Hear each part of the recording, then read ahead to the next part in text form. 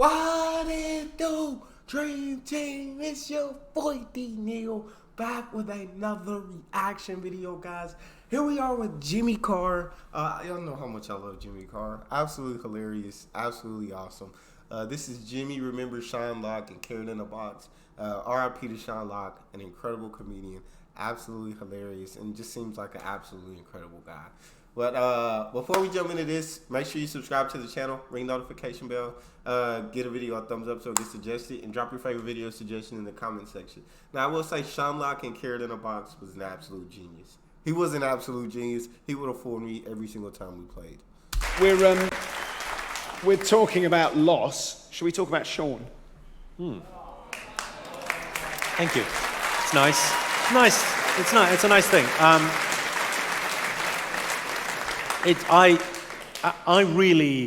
It really reminded me of when my mother died. And I suppose there's a part of Sean that's kind of was a father figure. He was 10 years older than me, and he was an incredibly important figure in my life. And it wasn't until he died really that I acknowledged that I was sort of in a double act on TV. With him, we did like over 250 TV shows together.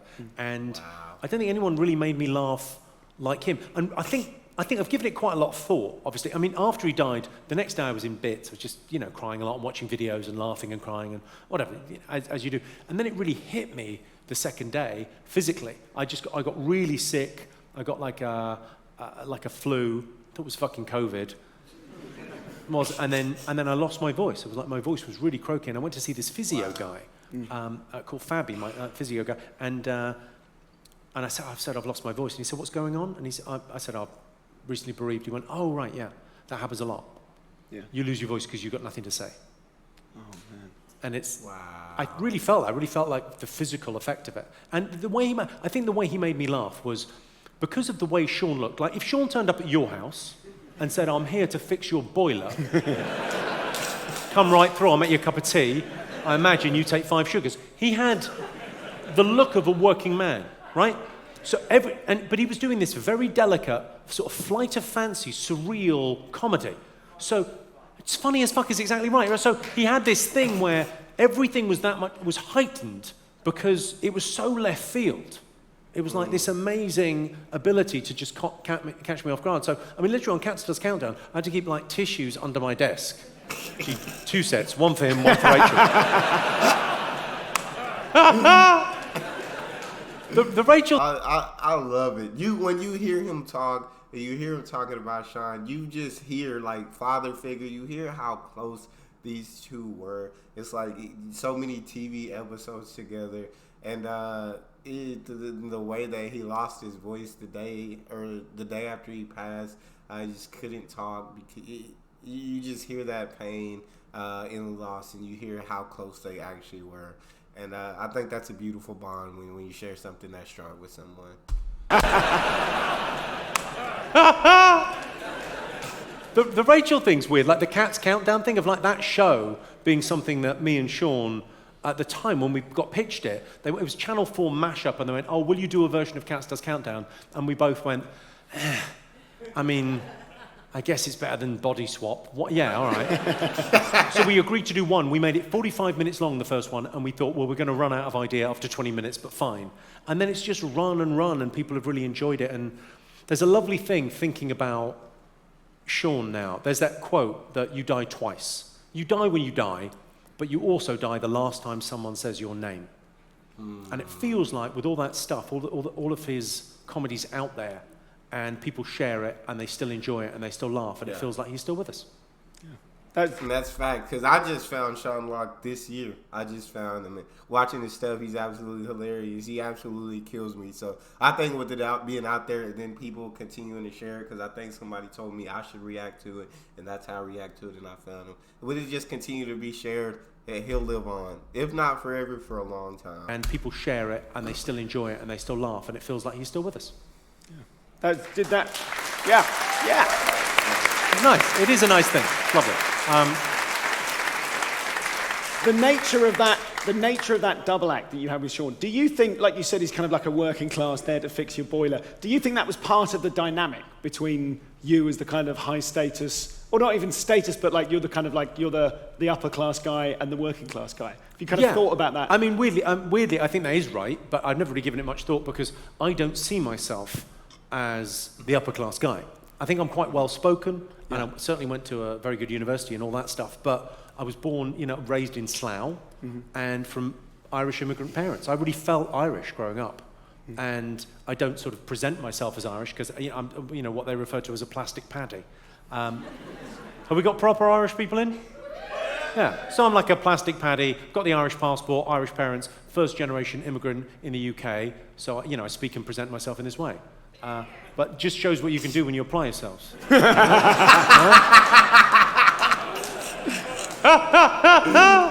But I really thought of myself as kind of Irish and fairly working class. We went to the local school. We didn't go to fancy posh schools or anything. Yeah. But I think you have to, and part of the thing that I talk about in the book is you have to know how you're perceived. Knowing who you are it's all about knowing how you are in yourself and also how you're perceived. So I see myself as an Irish immigrant, a working class guy, but the world sees me as a posh Cambridge graduate. And it's important to fucking know that and to work with it. Because that's part of your edge, isn't it? I think that's very important. I think that's incredibly important what you just said. You have to know who you are 100%, but you also have to know how you're perceived, how other people see you. I think that's very important, and I think that's huge.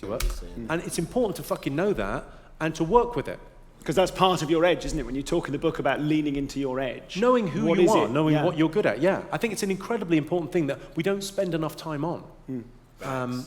Before we move on from Sean, can you tell us, can you give us a little bit of the inside story of Carrot in a Box? Sure. Picture the scene, the Cats countdown. No, it was the Cats office, right? The regular 8 out of 10 Cats. And we were doing a Christmas special, and we had made, I think, 20 episodes that year, and we were out of idea. And someone said, we've got this idea for a game show. They thought it was going to be an ITV game show called Carrot in a Box. They were, like, clearly on something. And they went, well, we could play that. It's Christmas, why don't we play games? And they pitched it to me and John Richardson and Sean Locke, and me and John went, I don't really think there's anything in it. And Sean went, we should do that. And then he did, and not only did he win, he psychologically destroyed John. Yes.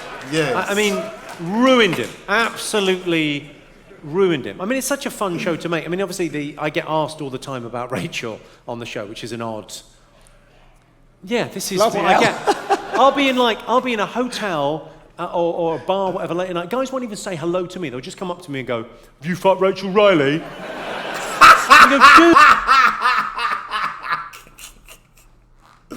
Rachel Riley is very beautiful. Say hello to me. They'll just come up to me and go, "Have you fucked Rachel Riley?" And you go, "Dude, yeah."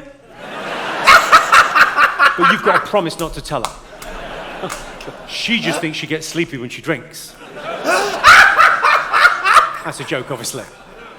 But I'm not saying I wouldn't. I mean, obviously it's never going to happen, is it? Rachel's in a happy marriage. I'm also in a relationship.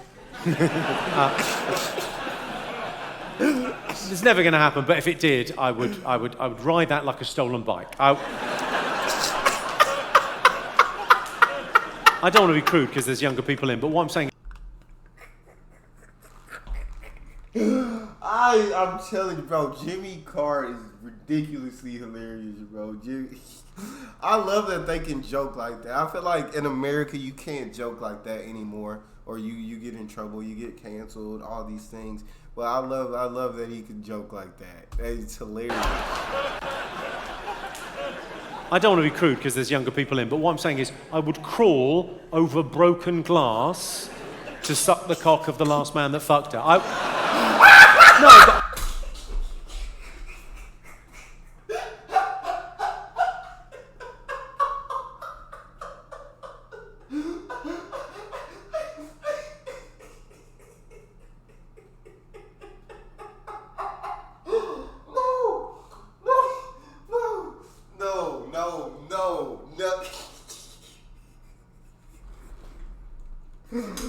Oh my gosh. I am about to lose it. I am literally about to lose it right now. Ass to suck the cock of the last man that fucked her. No, but all I'm saying is, please. She's a very intelligent woman, and she's beautiful, and she's fun. She's got a great sense of humour. So what I'm saying is, I would fuck her until the neighbours complained about the smell.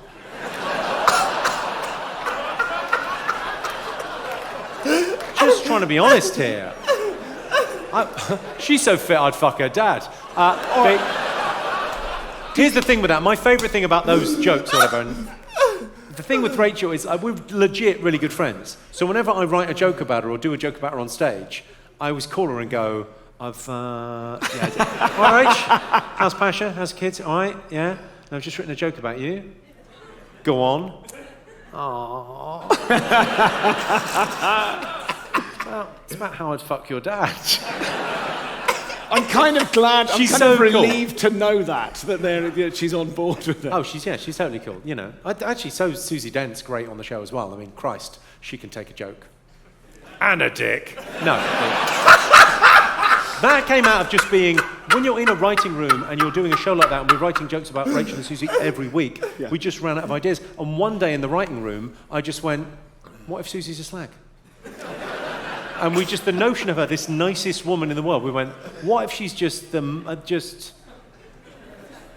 cock goblin slut? And we just fell about laughing at the idea.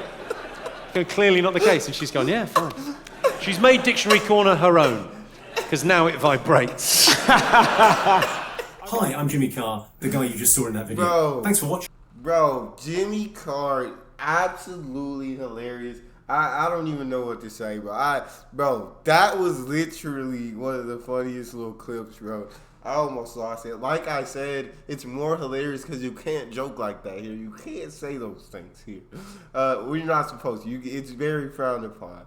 But Jimmy said it openly, freely. I love it. I think it's hilarious, personally.